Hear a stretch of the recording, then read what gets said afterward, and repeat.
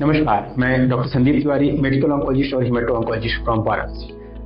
Cancer का जो treatment होता है या जब भी कैंसर का डायग्नोसिस पता चलता है तो उस दौरान हमारे पेशेंट के ऊपर, हमारे पेशेंट के फैमिली के ऊपर जो सबसे बड़ा बर्डन आता है, हम उस बर्डन के बारे में बात करना चाहेंगे। जब भी हम अपने पेशेंट्स को कैंसर के बारे में बताते हैं, चाहे वो स्टेज 1 हो, स्टेज 2 हो, स्टेज 3 हो, स्टेज 4 हो, कोई भी प्रकार का कैंसर हो, 3 प्रकार का बर्डन उनके पास तुरंत आ जाता है। पहला इमोशनल बर्डन, मानसिक रूप से बहुत परेशान हो जाते हैं पेशेंट भी और पेशेंट का अटेंडेंट भी। पेशेंट अपना दिखा रहा होता है कि हम परेशान नहीं है अपने अटेंडेंट से, और अटेंडेंट उनको दिखा रहे होते हैं हम परेशान नहीं, लेकिन हाँ उनके मन में ये सब चीज चलने शुरू हो जाती है कि अब क्या होगा, कैसे होगा, इलाज क्या है, किस तरीके से सब चीजें आगे हम बढ़ पाएंगे। दूसरा होता है इमोशनल बर्डन के साथ दूसरा होता है फाइनेंशियल बर्डन।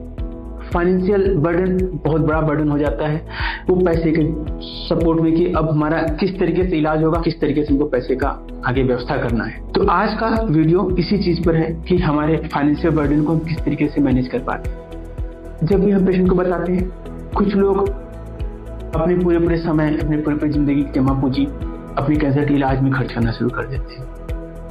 कुछ लोग आगे की प्लानिंग करके रखे रहते हैं कि हम अपने बच्चे की शादी के लिए पैसा है, वो पैसा जो है हमारा इलाज में, मेडिकल मैनेजमेंट में स्टार्ट हो जाता है। इमरजेंसी आ गई है तो उसमें स्टार्ट कर देते हैं, उसमें खर्च हो जाता है पूरा पैसा।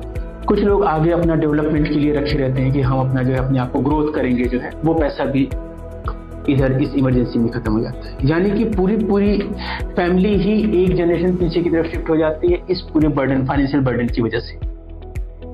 जो आगे का आपका ग्रोथ रहता है वो सब रुक जाता है। तो आज हम डिटेल में इसी के बारे में बात करेंगे कि हमको किस तरीके से इसको कोप अप करना है, किस तरीके से हम अपने फाइनेंसिस को बैलेंस करके रखें कि जब भी कुछ इमरजेंसी आए तो हमारे पास कुछ फंड हो, हमारे पास कुछ सपोर्ट हो, और जो हमारे एकदम गरीब हैं, जिनके पास कोई सपोर्ट नहीं है, जिनके पास कुछ भी फंड नहीं, उनके लिए हमारे पास और क्या क्या रास्ते अवेलेबल हैं। तो अभी हम उनसे बात करते हैं जिनके पास जो थोड़ा फाइनेंशियली साउंड है।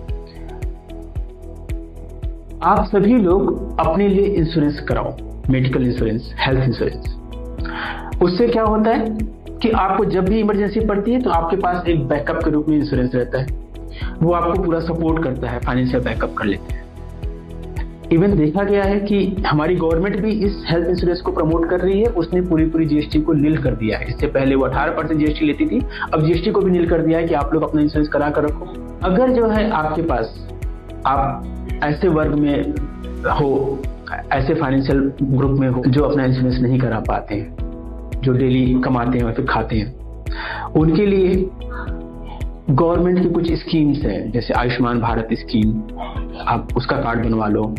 अगर जिसके पास आयुष्मान भारत स्कीम नहीं है वो और भी हेल्प ले सकते हैं, खासतौर से CM fund, PM fund, health minister fund. अपने लोकल विधायक से भी सपोर्ट ले सकते हैं, विधायक भी के पास भी कुछ फंड रहते हैं, और अपने सांसद से भी आप फंड ले सकते हो।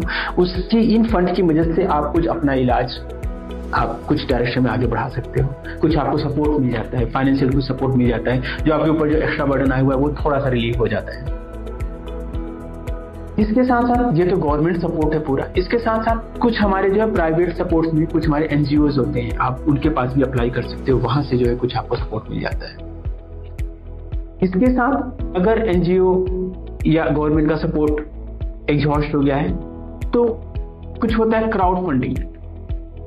हम लोगों से मांगते हैं कि भाई हमारा ये कंडीशन है, इस तरीके से है।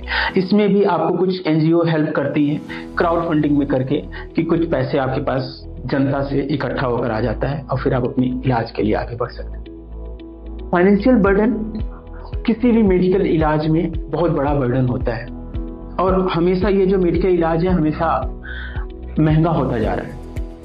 जैसे जैसे नई टेक्निक आ रही है, जो भी नई टेक्निक आ रही है उसका कॉस्ट ऐड होता जा रहा है। मेडिकल का चार्ज लगभग हर साल 10 से 15% के हिसाब से चार्जेस बढ़ जाते हैं। जो इलाज आज हम कराने जा रहे हैं, हो सकता है 5 साल बाद कुछ नई टेक्निक आ जाए, कुछ नया मेडिसिन आ जाए। खास तौर से हमारे कैंसर में, कैंसर पूरा रिसर्च का विषय है। हर साल कुछ नई ड्रग बहुत अच्छा अपना रिजल्ट लेकर आ रही होती हैं और लगभग सारे लोग उस पर शिफ्ट हो जाते हैं।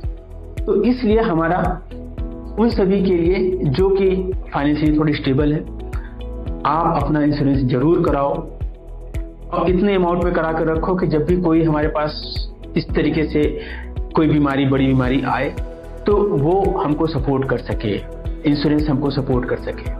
हम जो भी लेटेस्ट टेक्निक, जो भी लेटेस्ट दवाइयाँ अभी के समय में अवेलेबल है, हम उन सब का पूरा फायदा उठा पाए, न कि हम इसमें रह जाएं कि अरे हमारे तो पैसा फंड खत्म हो गया। क्योंकि हमारा भारत लो इकोनॉमिक कंट्री है, तो कई विदेशी कंपनियां जो नए नए मॉलिक्यूल सर्च करती हैं वो अपने पेटेंट करा कर रखती हैं और उस पेटेंट के साथ, उस मॉलिक्यूल के साथ कुछ पेशेंट असिस्टेंट प्रोग्राम लॉन्च करके रखती हैं कि आप हमारी इतनी दवाई लोगे तो हम आगे की दवाई फ्री कर देंगे, आप ये दवाई लोगे तो हम इसके साथ ये दवाई फ्री कर देंगे। आप अपने डॉक्टर से मिलिए, अपने फाइनेंशियल एडवाइजर से मिलिए, हॉस्पिटल में ही कुछ एडवाइजर होते हैं, आप वहाँ पर बात करिए, वो आपको डिटेल में बताएंगे कि कौन सा गवर्नमेंट का स्कीम होता है जिससे आप जो है कैंसर के ट्रीटमेंट के लिए फंड ले सकते हो, कौन सा एनजीओ है जिससे आप फंड ले सकते हो, कौन से आप क्राउड फंडिंग कर सकते हो।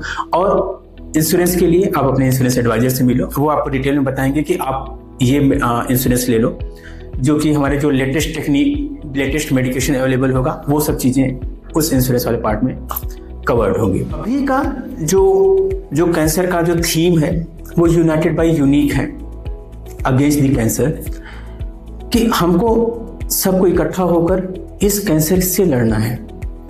और जनरली सबका फोकस ये होता है कि सबको लगभग यूनिफॉर्म ट्रीटमेंट मिले, सबको यूनिफॉर्म ट्रीटमेंट दिया जाए।